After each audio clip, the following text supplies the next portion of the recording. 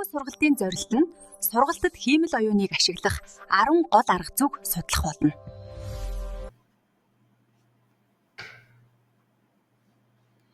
За ингээд Google сайтын тухай судалцгаая. За Google сайт нь энгийн веб сайтуудыг зориулагдсан хүчирхэг хэрэгсэл юм. Та өөрийн хэрэгцээнд нийцүүлэн шинээр сайт үүсгэх болон бэлэн загваруудаас сонгон ашиглах боломжтой. Код бичих туршлагагүй байсан ч болно. Бусад Google-ийн хэрэгслүүдтэй адил сайт дээр хамтран ажиллах бас боломжтой. Ухаалаг утас эсвэл компьютер дээрээ хэрхэн харагдах нь урьдчилан харах боломжтой. За ингээд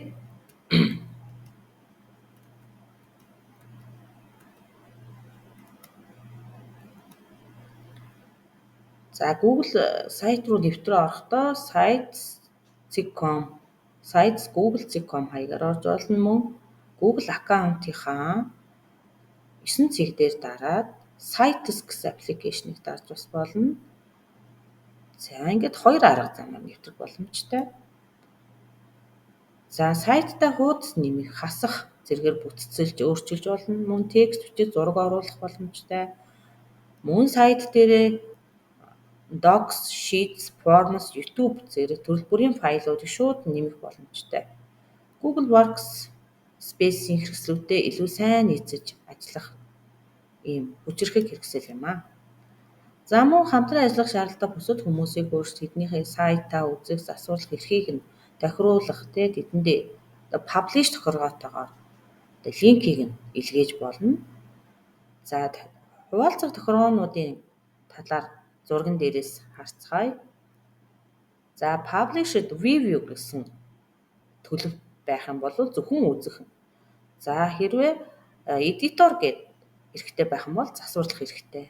За мөн add express on гэж. За энэ нь бол хуваалцах хугацаа нэмэх гэсэн үг. За transfer ownership гэж байна. Сайтын эзнийг өөр хүн болгон шилжүүлж бас болно. За мөн хуваалцахаа болж бас болно. За веб сайтаа бас мөн хувилж болно. За ингээд publish хийсний урд байрал 3 цэг дээрээ дараад make a copy-г сонгож хувилах боломжтой. За тэгээ хувилж буй сайтаа нэрлэж бас болно, өөрчилж. За байршуулах хавцас дотроо фолдероо сонгоод байрлуулж болно. За бусадтай хуваалцах тохиргоог бас сонгоод сайтаа бүхэлд нь хуваалцах эсвэл зөвхөн сонгосон хуудасаар хуваалцах гэсэн юм тохиргоо хийж бас болно. За Google Sites-ийн embedding хэсэг байгаа. За энэ маань бол хамгийн чухал хэсэг байгаа. Яагаад гэвэл бид нар кодыг хуулж одоо энэ сайтаа байршуулснаар нөгөө бие бинийгаа нөгөө сайтс маань бусад программыг дэмжих боломжтой болдог гэсэн үг. За embedding буюу суулгах гэдэг нь бичлэг, газрын зураг, маягт зэрэг бусад их сурвалжаас авсан контентыг өөрийн веб хуудас дээрээ шууд харуулах үйлдэл юм аа.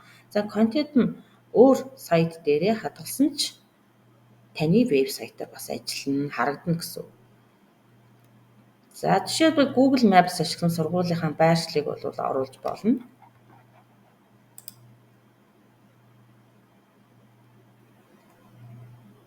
За дараалыг харж агаад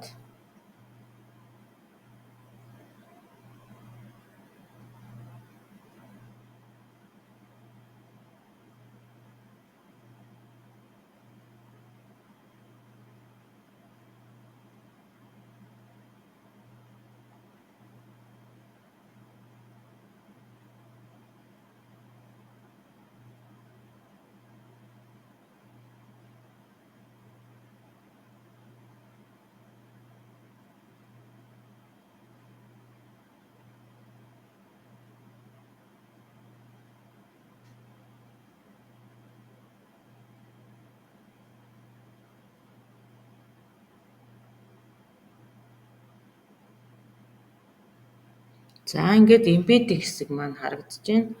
Google-ийнхаа embedding хуулж аваад, кодыг хуулж аваад embed хэсэг дээр оруулаад ингээд insert хийнгүүт за ингээд холбоосоор маань Maps-ийн маань зураг ороод ирнэ. За ингээд өөрийнхөө байршуулъя гэж төлөвлөсөн газар дээр аваачаад чирч очиод байрлуулад за ингээд холбоосныхоо даталд тайлбарыг бичиж өгнө. За ингээд босон гэж үзэх юм бол publish хийж нийтлэх юм боломжтой. За тэгээ publish хийхээс өмнө одоо төлөв байдлыг харна. За ингээд болжээ гэж үзэх юм бол шууд publish хийчихье. За ингээд хуваалцах боломжтой болж байна. За ингээд өөрийнхөө гар утсан дээр яаж харагдахыг мөн ноутбукн дээрээ яаж харагдах уу гэдээ ингээд төлөвөөр нь солиод харагдах байдлыг нь шалгаж бас болно. За ингээд болсон. За ингээд мөн бас лайв демо гэж бас байдаг. Синхрон хичээл. За өмнө рүү ингээд нэвтэрч орох боломжтой. Sites.google.com moise.com гэмээр. За энэ хаягаар бас шалгаж харж болно. За Google Sites-ийн маань одоо ер нь нэр. За тэгээд URL буюу домен хаяг тий. Домен одоо линк гэж ярьдаг тий. За энэ гурвыг бол зайлшгүй бол тохируулж өгөх шаардлагатай. За сайтын ер нь нэр гэж юу вэ? Сайтын name. За сайтын нэр бол таны сайтад өгсөн таних тэмдэг юм.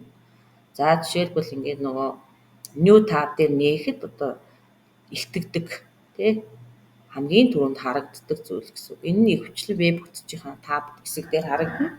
За тэгээд тухайн хөтөч дээр нээлттэй байгаа байсуудыг хооронд нь ялгаж харах юм боломжтой болдгоо гэсэн. За вебсайтыг нийтлснийхаа дараа хамгийн дээд хэсэг толгой хэсэг дээр нь энэ маань үүсгэсэн сайт маань харагдаж байдаг.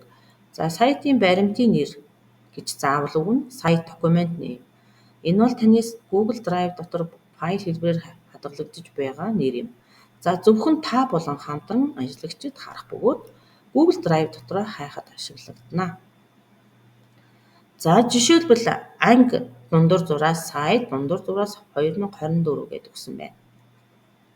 За энийг ингээд өөртөө гараараа тохируулаад бичиж болно. За сайтын нэрийг өөрчлөхдөө Google Sites-ийн баруун дээд бууланд байрлах сайтын одоогийн нэр дээр дарж өгнө. Тэгээ шинэ нэрээ бичнэ. За ингээд enter дарж хадгална. Энэ нь сайтын харагдах нэр бөгөөд хөтжийн tab дээр яг иймэрхүү байдлаар харагдана гэсэн үг. За сайтын веб хаяг URL гэж юу вэ? За энэ нь веб хаяг гэдэг нь танай вебсайтад зочлохын тулд веб хөтжийнхээ хаягийн мөрөнд бичих шаардлагатай